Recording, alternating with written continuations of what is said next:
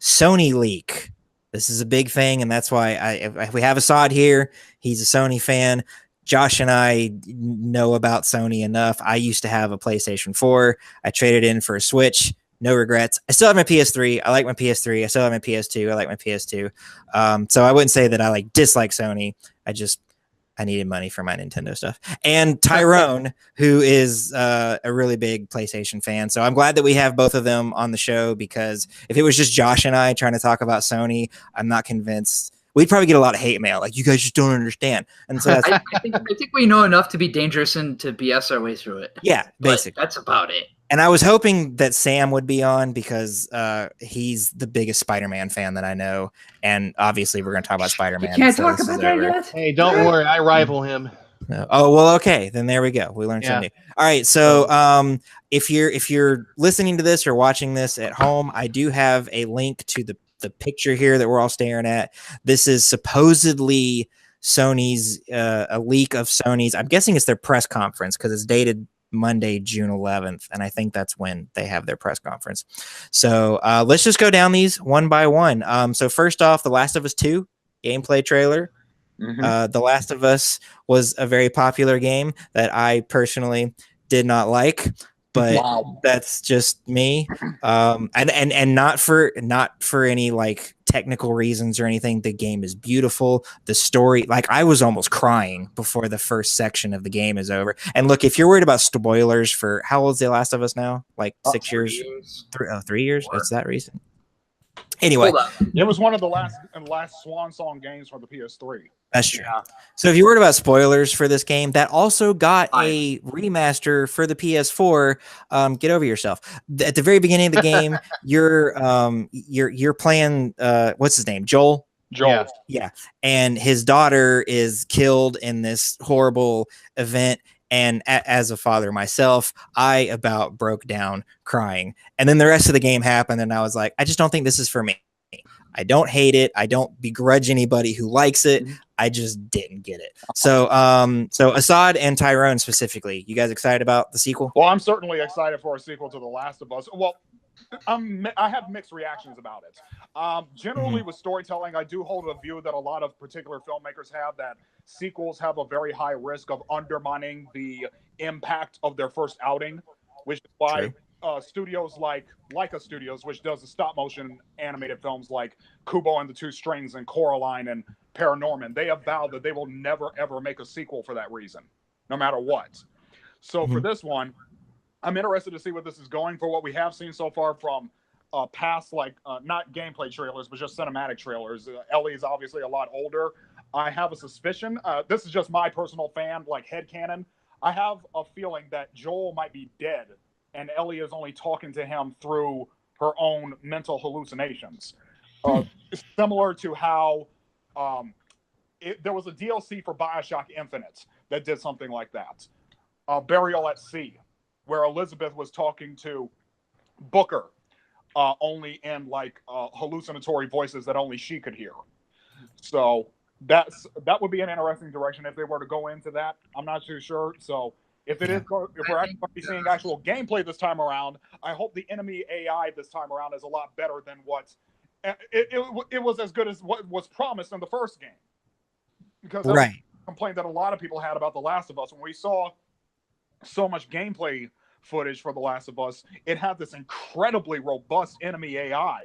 They would flank you. They would grab your weapon while you were behind cover. They would sneak attack you with melee attacks. They could respond depending on whether or not they heard your weapon click from being out of ammo. So, but when you get to the actual game, there are a bunch of idiotic cannon fodder for the most part. Not entirely, but for the most part. So I'm hoping that this one, with their more robust technology, they actually deliver upon that enemy AI that they promised us with the first game. That's my big hope. Cool. Assad? Well, I didn't play the first one. Oh, at all? No, but my roommate at the time, he did. So I basically watched him and enjoyed it, watching it like that. So I can definitely agree. The cinematics were great. The story was very, it really pulled at your heartstrings and everything. But I know the gameplay would just drive me nuts. Because I saw how frustrated he got and I know I'd be that much more frustrated if I was playing it myself. Yeah. The game is definitely beautiful, and I think a big testament to that is how am I saying this sentence? What I'm trying to communicate is the PS4 version doesn't look significantly better than No, the it doesn't. PS3 version. Right. And No, I don't, and part of that is probably because, games early on in a console's life cycle never look as good as they do at the end of the life cycle, but there's still usually a pretty big jump from previous generation to current generation. And I realize as computers get better and we get better animation techniques, the returns on that are shrinking and shrinking and shrinking. But The Last of Us for PS3, I feel like if you were to have shown somebody that game who had never seen it before on PS3 and just told them, hey, this is a PS4 game, they'd probably believe you. Yeah. Because it's a freaking good looking game. It's an incredible technical achievement. And I'm glad they carried a lot of that technical achievement into Uncharted 4. Yeah. Yes, definitely. Josh, do you have any opinion on this?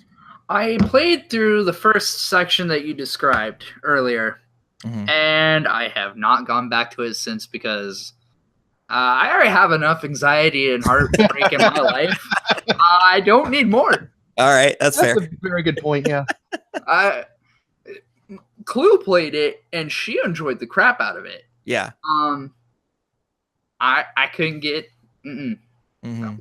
All right. I play games to relax, right? I either play games to relax or to go beat the crap out of some kid's hopes and dreams and play games. There you go. Oh, that's amazing. Go ahead. That's not relaxing. Yeah. All right. Bloodborne 2, which is so Bloodborne was I know it's a Sony exclusive published by Sony, but it was developed by the Dark Souls people, was it not? Yes, it was developed by From Software. And I assume that they're working on this one. Oh, yes. Well, it's not too sure whether or not it's actually going to be Bloodborne 2. That's true. I forgot. I'm looking at a leak that may not have anything real on it. So exactly. They released some teaser trailer. From Software released some teaser trailer. I think it was earlier this year. And it got everybody in the Dark Souls community talking about it because there were a lot of people thinking maybe it's Bloodborne 2. A lot of people thinking maybe it's a whole nother intellectual property that they're starting off. From Software has a very long streak of being incredibly enigmatic and esoteric, both in their PR and in the very production of their games themselves. Anyone who plays a Dark Souls game knows that the story itself is incredibly esoteric. So they're probably going to leave us hanging on a string until we get a hard title. We're not going to know what this is. So whoever leaked this is probably jumping the gun and counting their chickens before they even know that they're chickens. Probably. Did you two like Bloodborne? Are you kidding me? Bloodborne is one of my top 10 favorite games of all time. Well, there we go. That answers that question. Kind of funny how I got into it even. You know, Tyro, we should have you sit down with your beautiful sportscaster voice and go through your top 10 games of all time. That's something that should happen out sooner or later. Yeah, that'd be cool. Assad, did you like it? Did you play it? Well, I got Bloodborne when it was free on PlayStation Plus. There you go. And I do intend to play it, but I also intend to watch Nolan play it, that's what he's going to start up on Thursday, if I'm not mistaken, or possibly tonight. So not tonight. Yeah, not tonight. Okay. Is anyone I played Dark Souls 1 for Patty Plays Pathetically, but that was the only time that I've ever played any Dark Souls game. And of course, since it was for P3, I only played it for like an hour. So that's all of my experience. You didn't even get to play the game. Yeah, not really. Are you guys anybody here a Dark Souls fan, or are you just like Bloodborne? Because from what I understand, Bloodborne, even though it's made by the Dark Souls guys and it's still very hard, it's not as hard as the Dark Souls games. It depends on who you ask. I am a big Souls fan. Bloodborne was my gateway drug to that. And it's kind of funny how I got into that because I was familiar with the Souls games ever since Demon Souls way back on the PS3. And it kind of took at least the critical world by storm. But it didn't seem like anything I would be interested to because it seemed so quiet and slowly paced. But after that, I remember From Software, they had such big success with Demon Souls, they wanted to release a game that wasn't a PlayStation exclusive. And that's where Dark Souls came about. And that's basically the genre of the generation now. Then funny thing is, the original director, Hidetaka Miyazaki, after he did Dark Souls, and that was a big success as well. In fact, for a lot of people, the Souls franchise began with Dark Souls and not with Demon Souls in a lot of their mindsets because of that reason. But after that, Sony, they were prepping up to develop the PS4 around that time, and they came back to Miyazaki-senpai and asked him if he would be willing to develop a new exclusive title just for their system. And Miyazaki said, okay, and he went off to that, and that kind of left the Dark Souls sequels without its ringleader. And that's where it became Dark Souls 2, and that's why in a lot of people's minds, but not everyone's, a lot of people's minds, Dark Souls 2 is considered to be the black sheep of the family. But in the meantime, Miyazaki was hammering away at a Souls-like game for the PS4 exclusive that also took a lot of heavy influences from Western literature because he was such an enormous fan.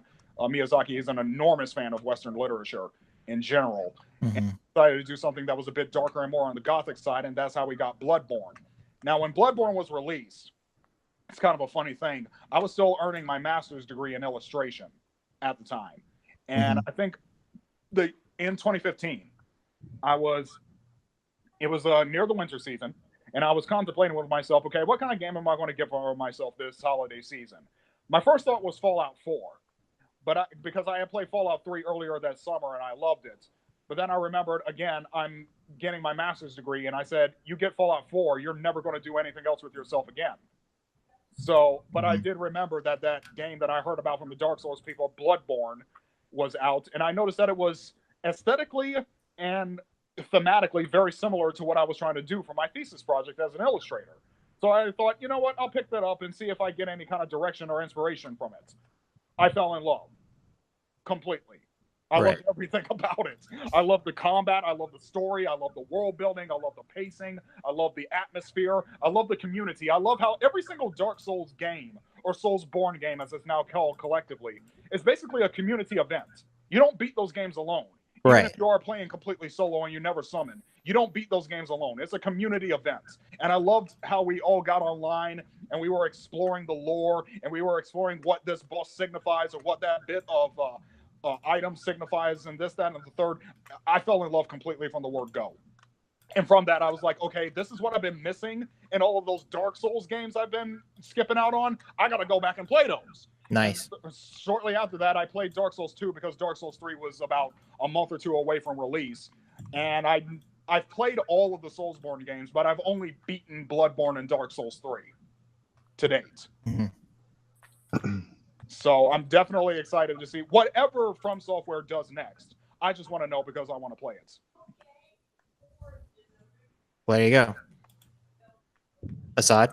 And in my case, I'm equally as ready to see them release because I want to watch someone play it and make fun of them when they fail.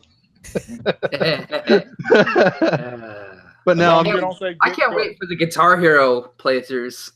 See, I won't say get good because I imagine I'm terrible at those games, but I will laugh because it's fun. You know? Yeah. Just the stupid ways you can die in those games. It's just like, oh yeah, I got through this area, and then someone just like stabs you from the side and you fall off a cliff. Gravity. Yeah. Worst enemy in those games. Exactly. All right. Yeah, so there's expected to be, according to this leak, a reveal trailer for Bloodborne 2 and then a gameplay demo. All right, next game, Days Gone. This is a zombie game. I think they call them something different in this because I don't know why we can't just call zombies anymore. But to trick people. We don't. Too many well, that's actually kind of there's some history behind that. Back in the late 50s, there was a big hullabaloo about comics, and and I'm sure if anyone who has any kind of passing familiarity with comic book history is familiar with the book of The Seduction of the Innocents, which essentially initiated a case that went all the way up to the Supreme Court to put strict prohibitions on content in comic books. And part of those prohibitions was you couldn't use the word zombie in a comic book. So what people started doing is that they kept on making zombie comics, but they just wouldn't use the word zombie. That's why in the Walking Dead comics, they call them everything but zombies: walkers, roamers, biters, lame brains, geeks. So it's similar to that. It's a kind of an homage to that history that zombie fiction has been singled out in a particular way with regard to comic book history. Right. Interesting. So there's that. There was it a gameplay demo last year? I know they showed it in some form or another.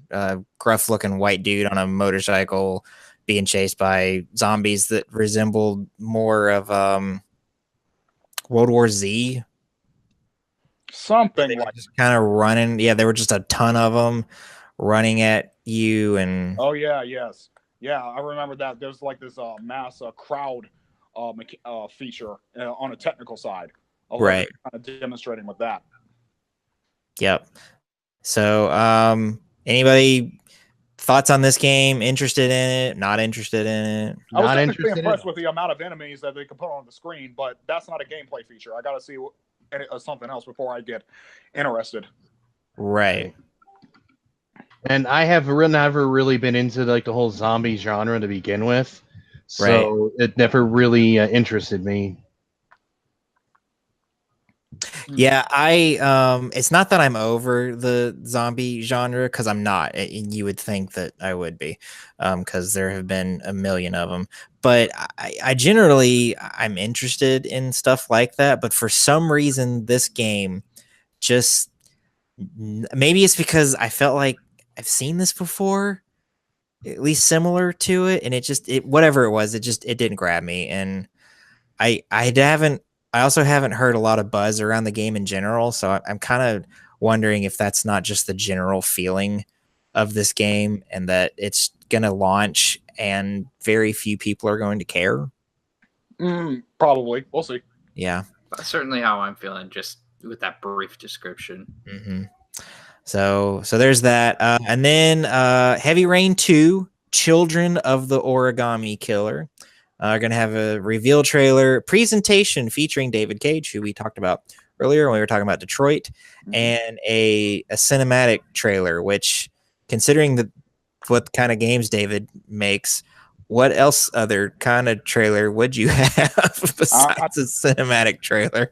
Again, I think this is another disenfranchised filmmaker turned game designer here. Mm-hmm. I did not play the first one. I wanted to.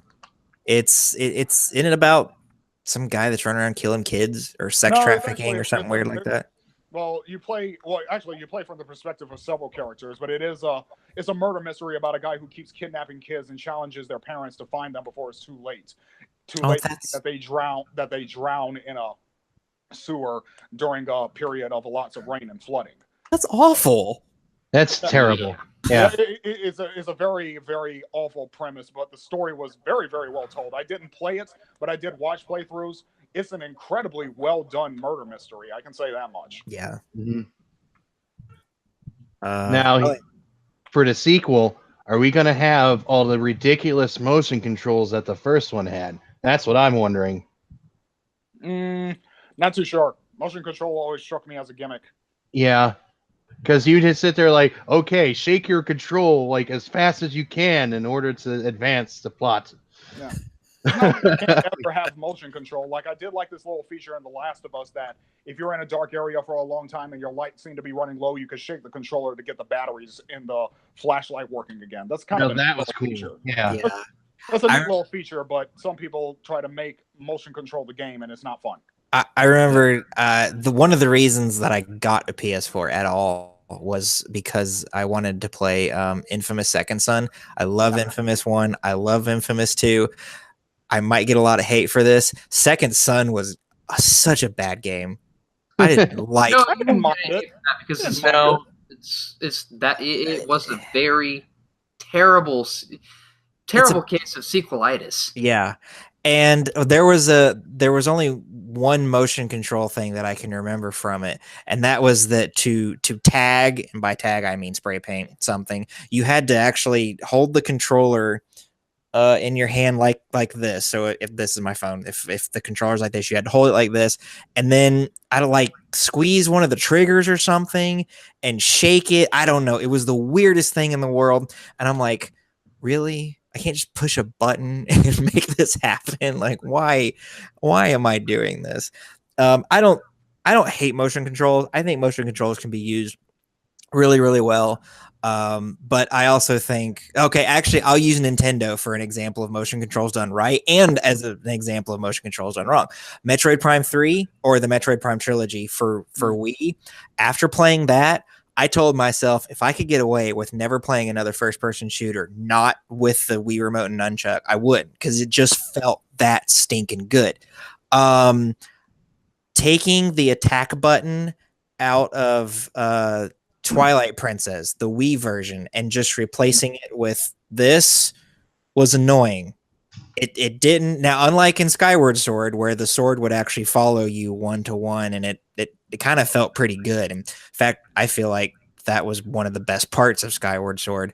In Twilight Princess, it was just, instead of hitting A to attack, you just go like this. And it was annoying. I hated it. Yeah, it was stupid.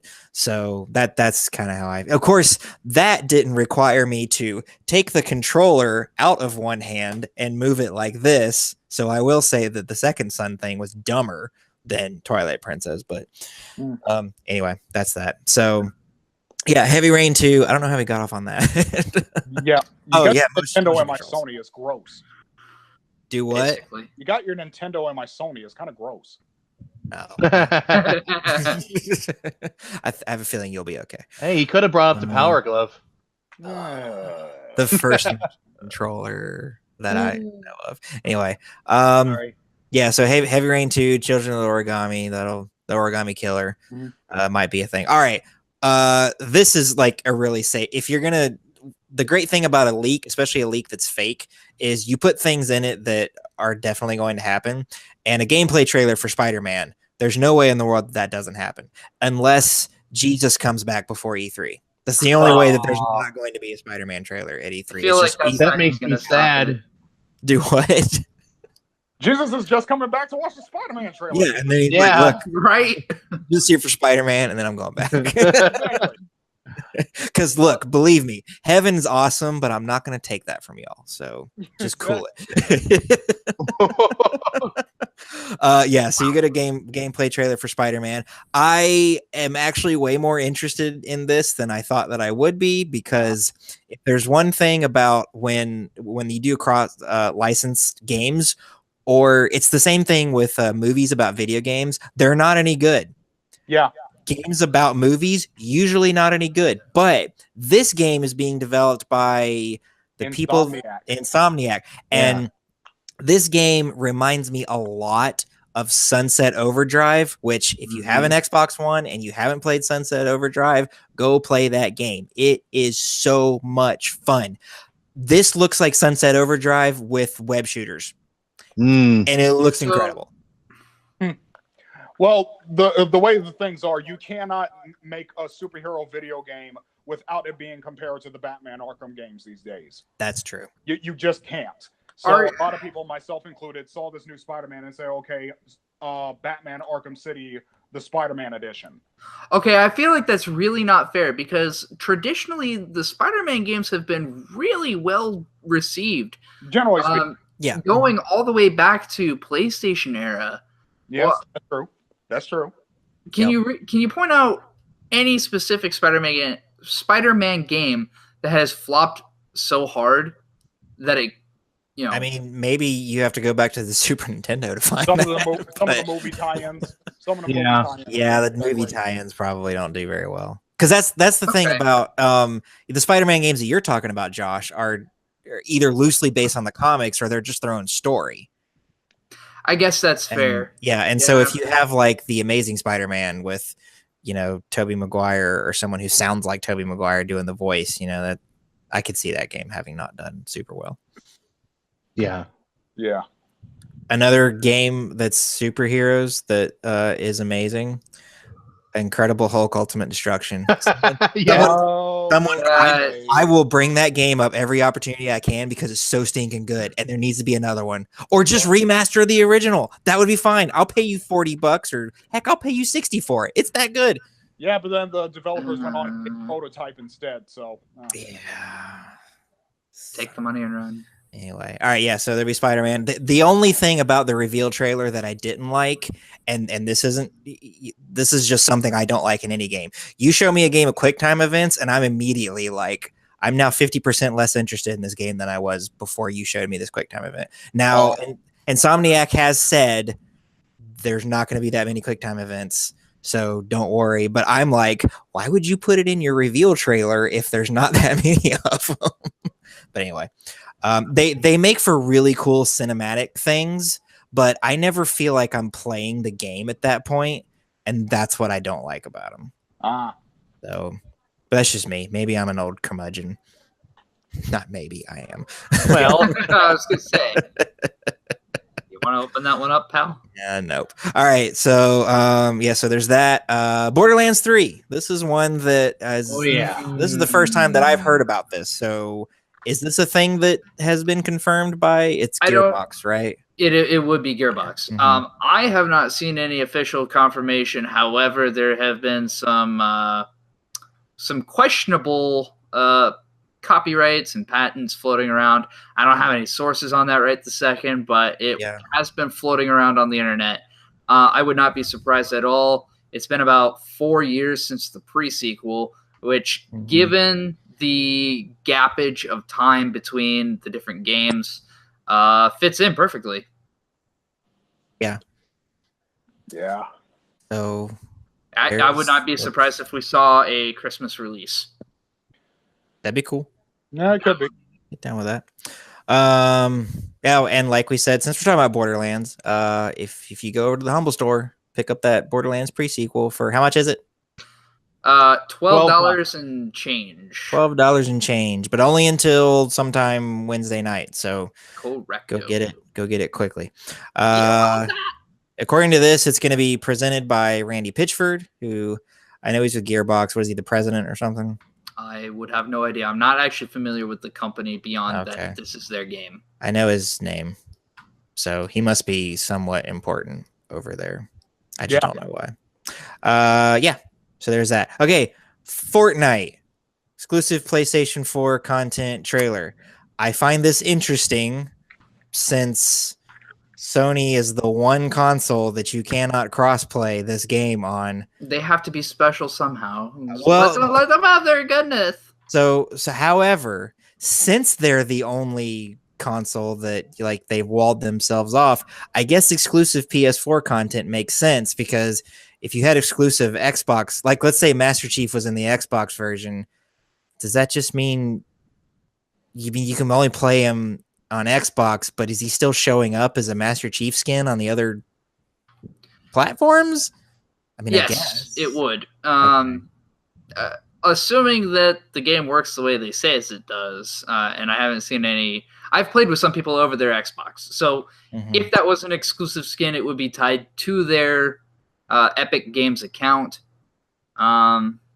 It's not far from reality. Well, now that I think about it, so that might actually be pretty cool. That might actually be a thing that happens this year. Yeah. So Minecraft has the Better Together update released everywhere yet?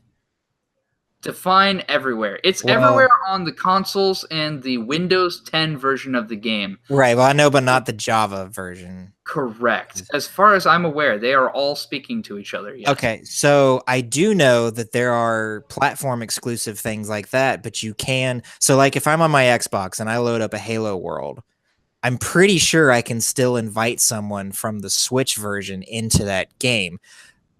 And that would be the only way that they would be able to play in the Halo World because you can't buy the Halo World for the Nintendo version, I'm assuming. Is that a skin pack? What I don't know what you're talking about. It's a so I have it on Xbox One, and actually because of that I also have it on PC. And yeah, it's a texture pack.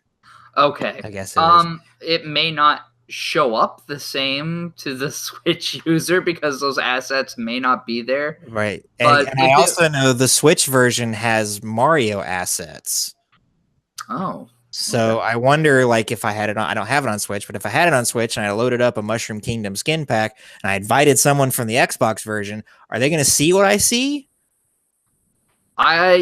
So the way that texture packs have worked with servers in the past in Java version, yes, they should. Mm-hmm. Is that how it's going to work? I don't know. Yeah.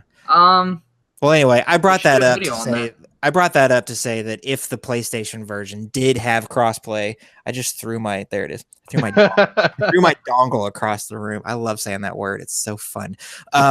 If the PlayStation version did have cross-platform play, and they had exclusive content, would be, because I don't know what this exclusive content is. I'm assuming it's PlayStation only characters. So maybe you have Kratos from God of War, or what's her face from Horizon Zero Dawn. Yeah. And all that stuff. So who knows what it'll be, but that's interesting that they're getting this. Does anybody here play Fortnite on PS4? I actually downloaded it, but I haven't started playing it after I found out that it was free to play, because I didn't know that. Yeah. Hey, I'll get it, and I'll play it sooner or later. Maybe after I get enough of my God of War fix, I'll check that out. Okay. I was wondering if the Thanos thing is in it, because I know it's on It's PC. already over. That whole event is done. Okay. I was hoping that it would last long enough, but it ended Thursday, right before game night. So. Just like they planned. Yeah. Yep. Yeah. All right. Then we've got Soul Calibur 6. Yes. Now I'll say this. So the little note here, exclusive Cloud, Tifa, and I'll say it the way y'all want me to, so you don't make fun of me, Sephiroth. In Soul Calibur 6. This has me hopeful that there's also a Switch version coming out and that Link will be in it, because the GameCube version of Soul Calibur 2 is my favorite Soul Calibur. Link has already been there. So?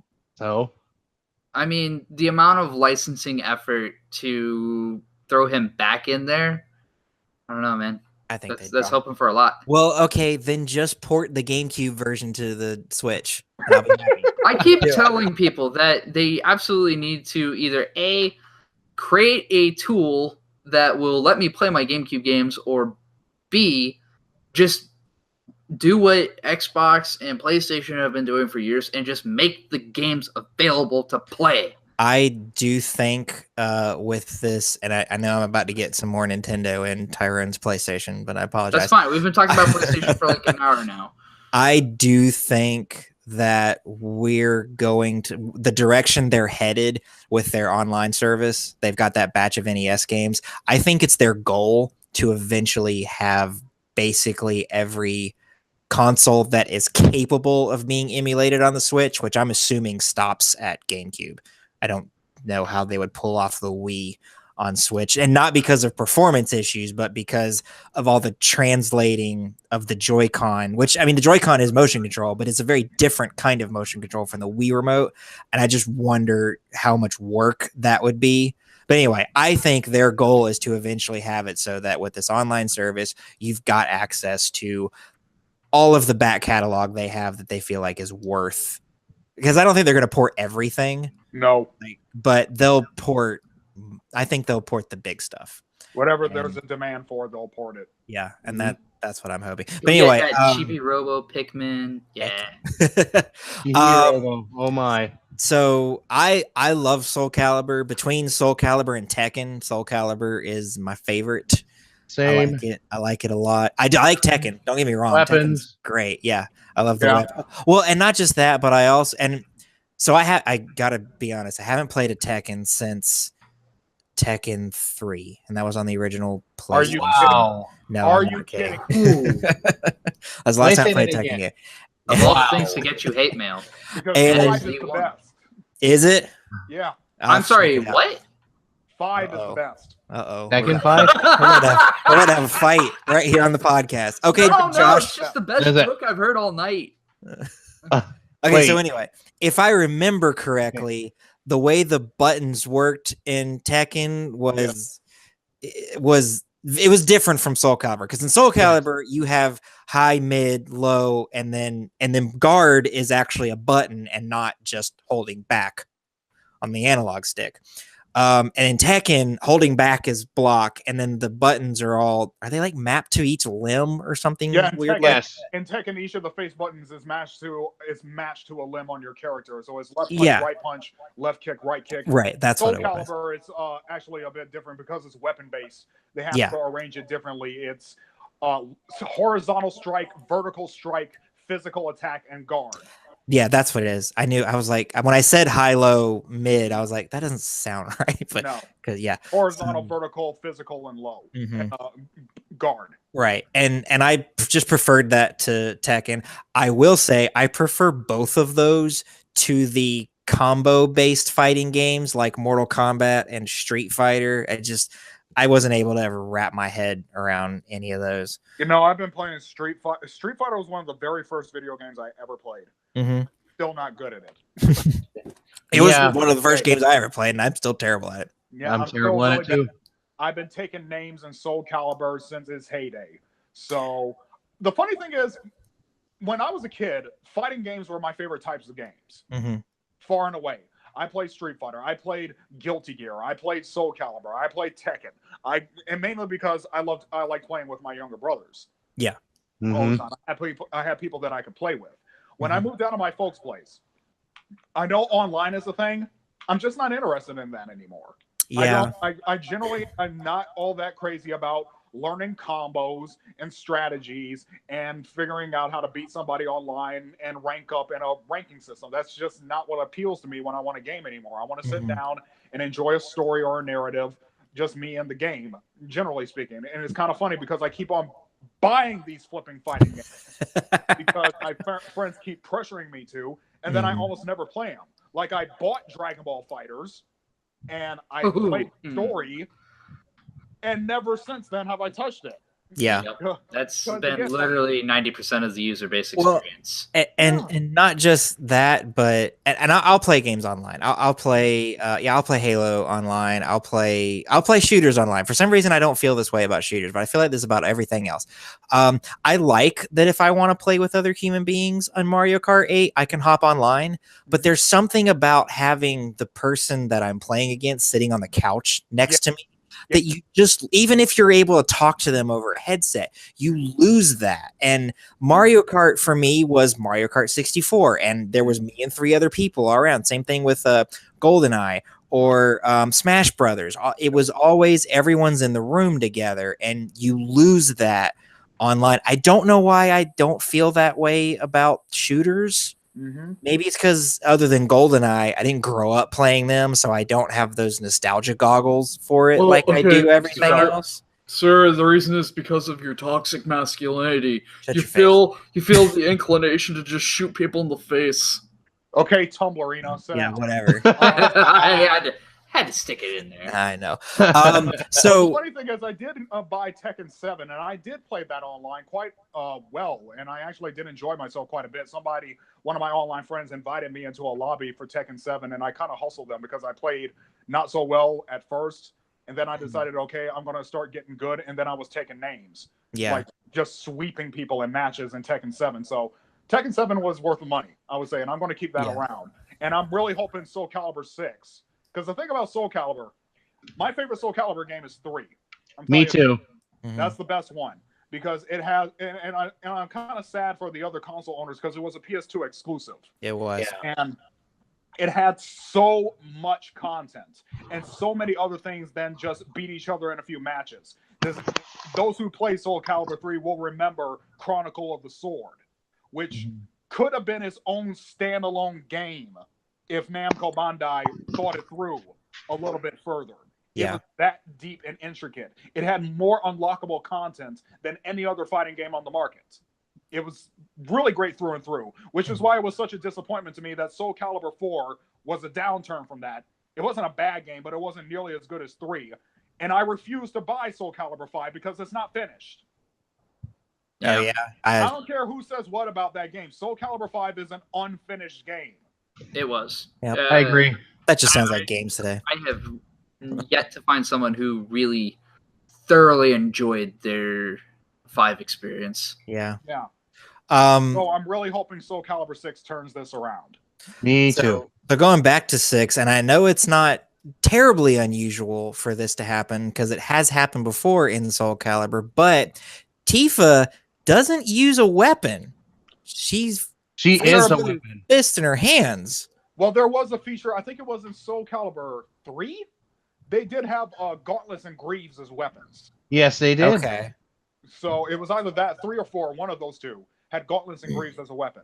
Yeah. So that is definitely something that is conducive to Tifa's approach. Okay.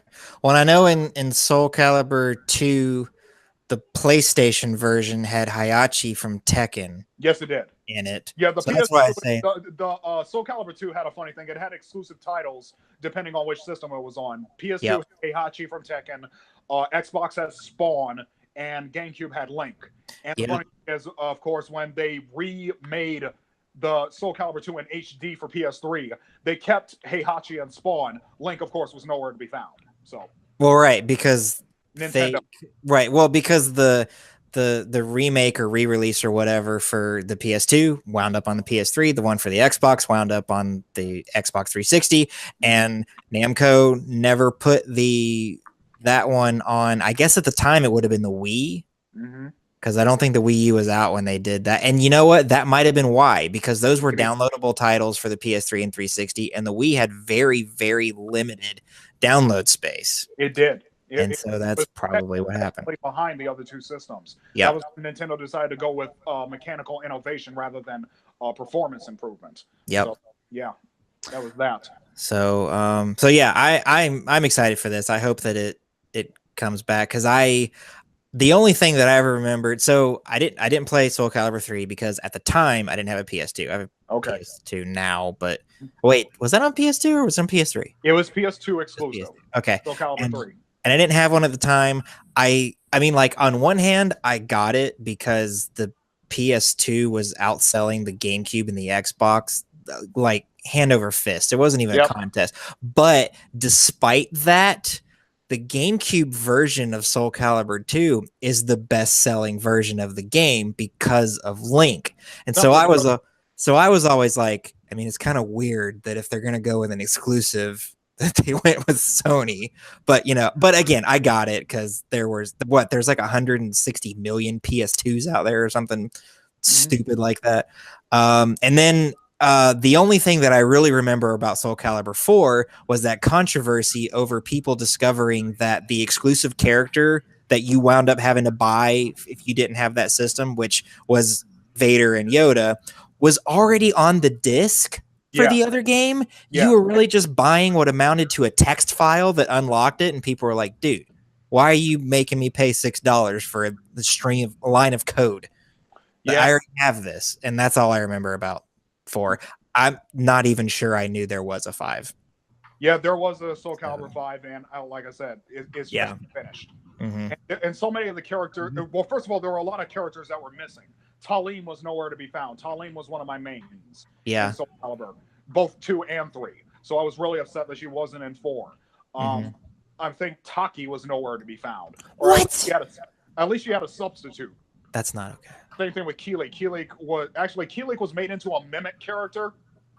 This time around, he just used the movesets of all the other characters this time around, but they still kept a bow staff character in there somewhere else. How do you do that? He's on the box of every other one. I know.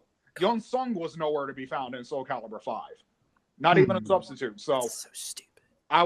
That's one of the reasons why, again, I refuse to buy Soul Calibur 5. I don't care that Ezio is the guest character there from Assassin's Creed. He was awesome, by the way. I don't care. No one cares. I do. I love Assassin's Creed. I do not care. Ezio is not enough to make me want to buy Soul Calibur 5.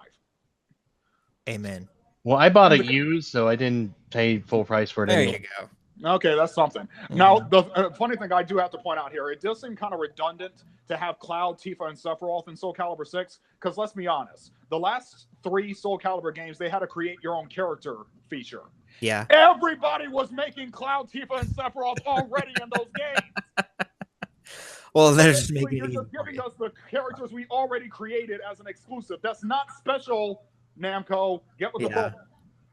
But the created character hasn't been good since 3, in my opinion. Well, 4 was decent. 5, at least cosmetically, had a lot more robust features. Yes. But 3, hands down, was my favorite because they even created custom fighting styles that you could use that weren't just like the other like main characters or whatever. Absolutely. And made it like more personalized that way. Yeah, and you could also create characters that fought like the main characters. I always wanted to create like a smaller female character who fought like Zasa Lamel. But I remember in Soul Calibur 2, I remember the first time I played Soul Calibur 2, which was one of the first games I got when I bought a PS2. When I played that, the one thing I said is like, I'd love to play as a character who used a war scythe. Here comes Zasa Lamel in Soul Calibur 3. I'm a happy man. And so I'm going to be making characters with war scythes. Yeah. Yeah. Well, if Cloud looks like emo Cloud like he does lately, I don't care. Bring back the Advent Children. Bring back blocky PlayStation 1 Cloud, and I'll play that all day. But this nonsense with him looking like he's 3 minutes away from just ending his life, I'm like, no, I'm not interested in this. I do like that outfit. That's a slick outfit. I don't care.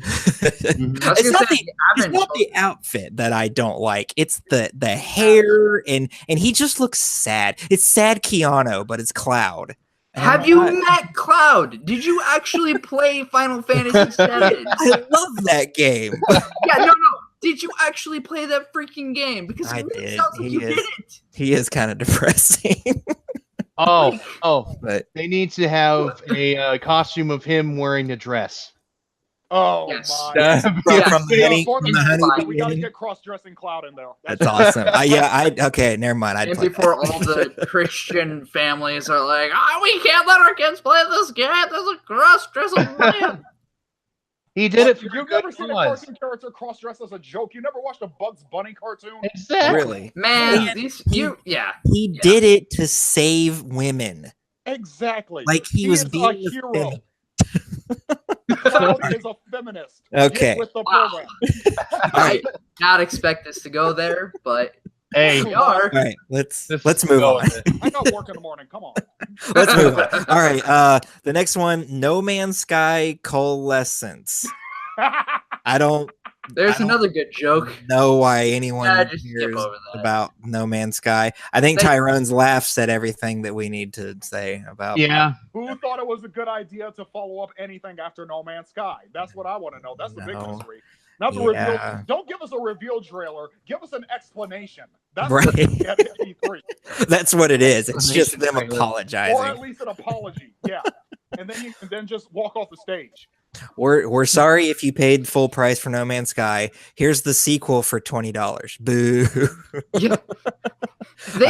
They could release it as a free to play game. They would still get booed. Yeah, and their butts laughed off the stage. Yep.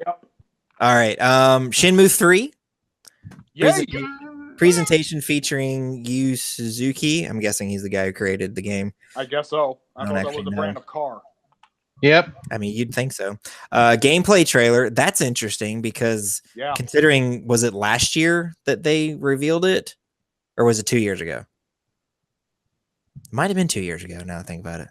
Because I don't remember it being there last year. Yes. Okay, so if it was correctly, wasn't it a Kickstarter campaign? Well, see, yeah, that was weird about it. It was a Kickstarter campaign, which I was like, okay, seriously, Sony, are you trying to tell me you don't have the money laying around for this? Because that doesn't make any sense.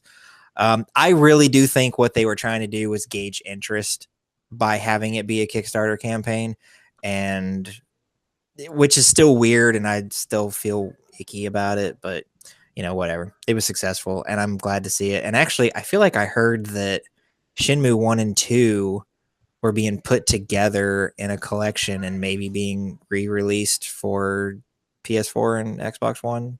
That'd be. I'd like that. Well, it would be weird if they also came out on Xbox One, considering that Shenmue 3 is being funded a lot by Sony, even though it was a Kickstarter. And so there's no way in the world that game's coming to Xbox.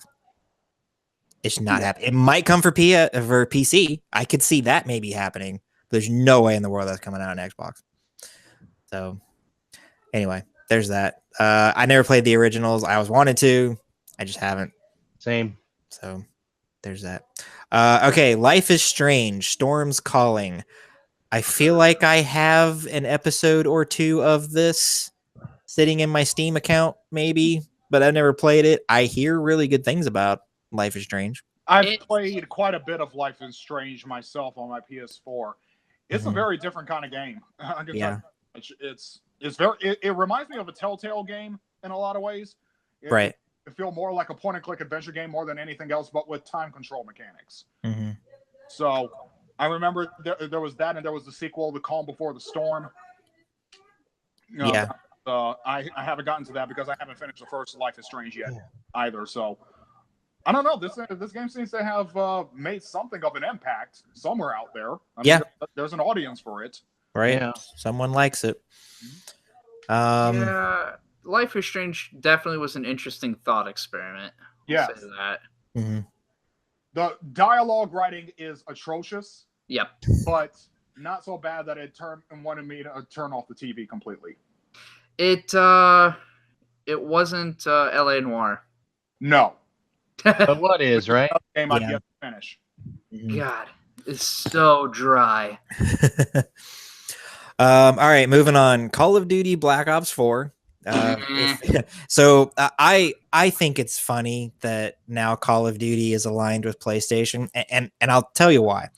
On the 360, Call of Duty was Xbox. If you were playing Call of Duty, you were playing it on Xbox 360. That's just the way that it was. It came out for PS3, of course. I'm pretty sure all of them have come out for PC, but everybody was playing it on Xbox 360. And it was this big thing that sold more than anything ever, every single year. And I mean, don't get me wrong, they still sell ridiculously well. Like it and whatever year Madden and FIFA, even though those are games that like hardcore gamers don't generally play, they're the popular things. So because they have that mass market appeal, they sell better than anything and everything every year. But I think it's funny that like Sony came in and like, hey, we're going to get Call of Duty to align themselves with us, and it's going to be awesome. And they snagged it right as most people started to stop caring about Call of Duty. And sometimes I wonder if Sony's like, I mean, yeah, we don't care anymore, but we paid all this money for this, so we have to keep doing it. But I could be wrong. Gameplay trailer and live multiplayer demo, and all of the rumors seem to suggest that this game does not have a campaign at all and is nothing but multiplayer. I don't know if that's true or not, but that's what's been going around. And while I would say that maybe that makes sense, I also remember that was one of the biggest complaints that people, including myself, had with the first Titanfall. I love Titanfall, but that game not having a campaign was a real stinking bummer. Yeah, I'm going to be getting into that once we get down this list a little bit further. Uh-oh. Yeah. So what's a little further? Yeah, I'm like, well, we'll get to it.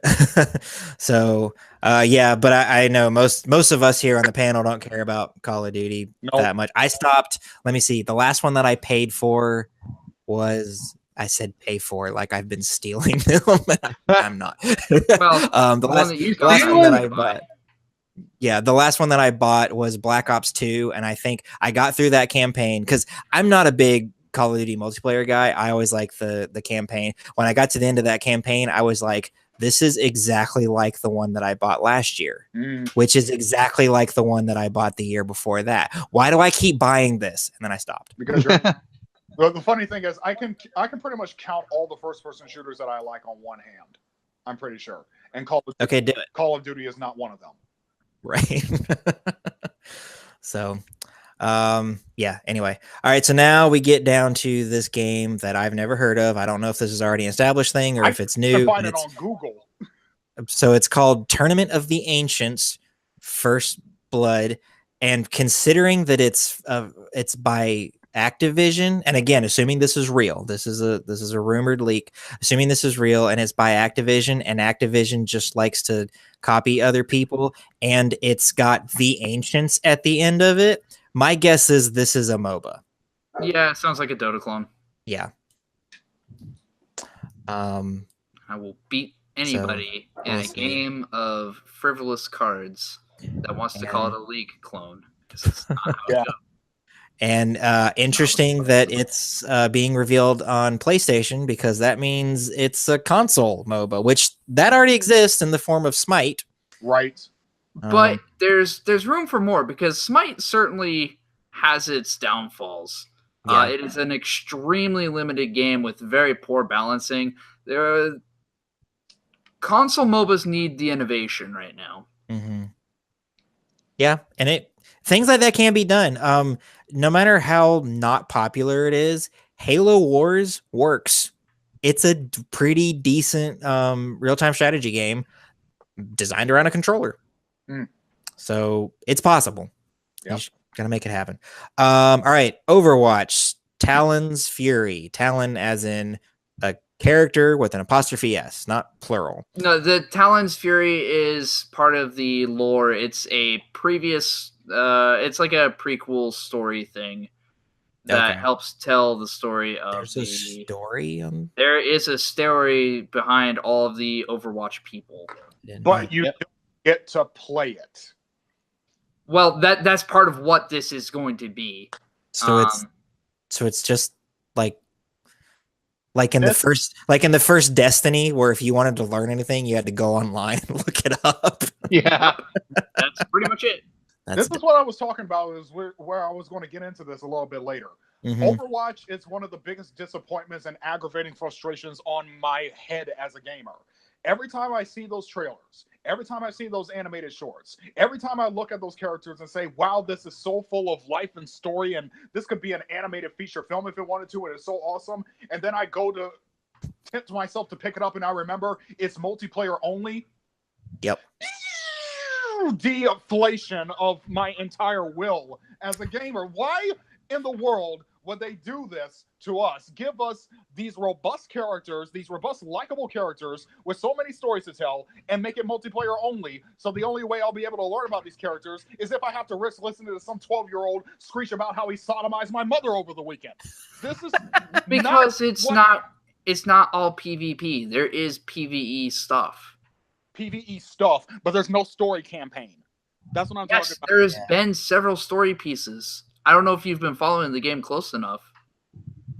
I haven't heard of any of that. No. So I guess one way you can say no, but no, I guess like no, I haven't heard any of that. Yeah, I guess one way that sounds extreme. That is completely unheard of to me. One way then that Titanfall 1 and Overwatch differ is there was never anything interesting about the characters in Titanfall that made me want a story. Yeah, of course not. It was just a fun game. I don't really want to okay, so you did say something about it would make a really great movie. Well, according to this, there's an Overwatch tie-in movie trailer associated with this reveal. So maybe you'll get the thrilling back. Okay. As long as it's better than the Ratchet and Clank movie, I'll be happy. Let me jump in here. Blizzard Activision has been flexing its animated muscles. This is a long time coming. They earlier, I want to say around November of 2017, they dropped a full 4.5-minute sing-along for Hearthstone, animating all the Warcraft characters, the little board space with all the things you can flick and pick at that make all the sounds. And there was this wonderful little girl who wanders into the tavern. And by golly, if it wasn't the most Disney thing I've ever seen outside of Disney, I'm excited. This is a very real thing that could happen. And I'm going to be there. First tickets, midnight showing of whatever they want to start putting in a theater. Yeah. And if not, I will buy the online movie pass. I don't care. I want this.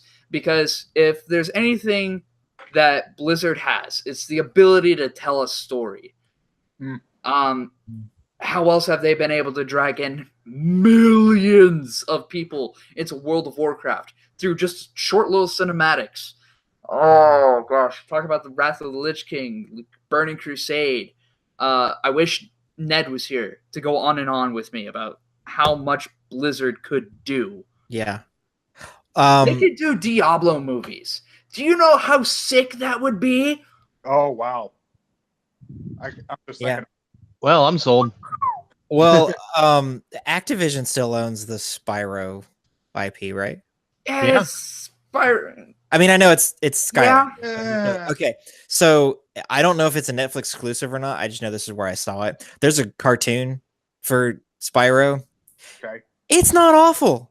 Huh. Sometimes it's even funny. Like Sonic Boom was, or Yeah, kind of like Sonic that. Boom is awesome. Sonic Boom is incredibly underrated. Sonic Boom is the work of a mad genius. It's sad that the God cartoon tier for content. that is better than the games. It's 1,000 times better than the game. Yeah. And I think the show knows that. Yeah. So anyway, yeah. So I could see that, and I realize that that's Activision, and I think it's really weird that like Activision is a company that when I see their name on something, I want nothing to do with it. But Blizzard, who is the same company, when their name's on something, I'm like, I might check that out. Yeah, I mean, Blizzard Double just standards. Yep. Yeah, I guess. So yeah, so there's that, and so speaking of and tying into to World of Warcraft. Yeah. World of Warcraft PlayStation 4 edition. Now, I'm going to go ahead and say one thing that I find weird about this, if it's true. It's the last thing on our list. And so if that's it, I find it weird that they would end on a PS4 edition of a game that, don't get me wrong, is still stupid popular, but is old. So That's weird. I don't think you understand the scope of what is there in World of Warcraft. When you talk about bringing in World of Warcraft, you're not just talking about World of Warcraft that you might have played for a month or 4, 5, 6, 7, even a year, and you got your character up to level 80.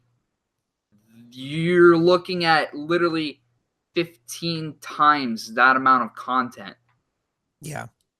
You are talking about adding everybody kind of crapped themselves a little bit when they brought back Final Fantasy 12. Yeah. And again, with, what was it, 14? Wait. 11 and 14 are the MMOs. 11 and 14, that's right. 12 is Lightning, right? Yeah. Yeah. No, No, 12, that's 13. 12 is the 12 is the one that Wars. I think takes place in the Tactics universe a little Yeah, bit. yes. Yeah, and then I'm 13 is Lightning. Yeah, I don't 13 is the one everybody hates. Yeah. 12 No, is the Star 13 Wars was good. knockoff that felt like playing World of Warcraft alone. Yeah. Yes, Okay. Okay. At any rate, so I would not be surprised that they would make this move because subscriptions have been down for so long, and it's getting really difficult to keep up the servers. They keep trying to push with these big expansions, but after 15 plus years of World of Warcraft, people are starting to cap out.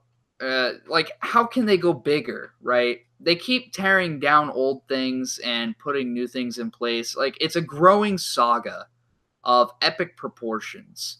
It's kind of like following Star Wars or Star Trek to a certain degree. Yeah. In terms of magnitude, or if you're into books, Wheel of Time or Sword of Shannara. A lot of long-standing series. There's so much there.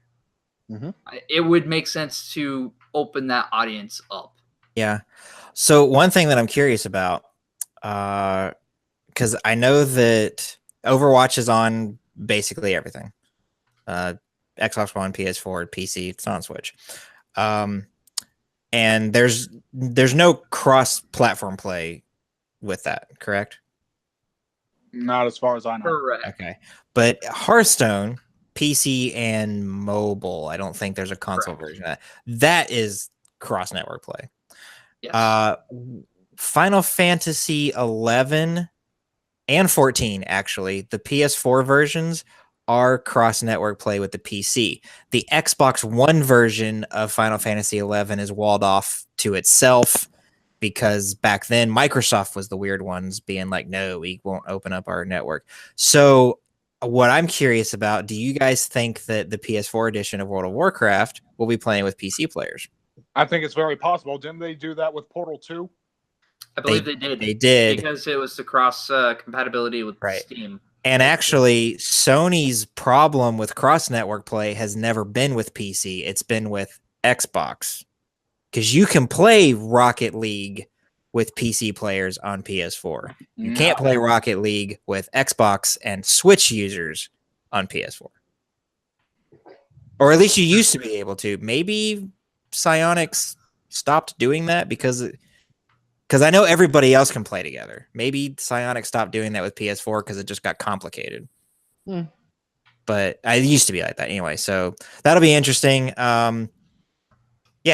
So World of Warcraft PS4 edition. And again, everything on here is rumored. I think the only thing that we can say definitely are happening because they've already been announced previously. Last of Us 2, Days Gone, Spider-Man, Shenmue 3, and Call of Duty 4.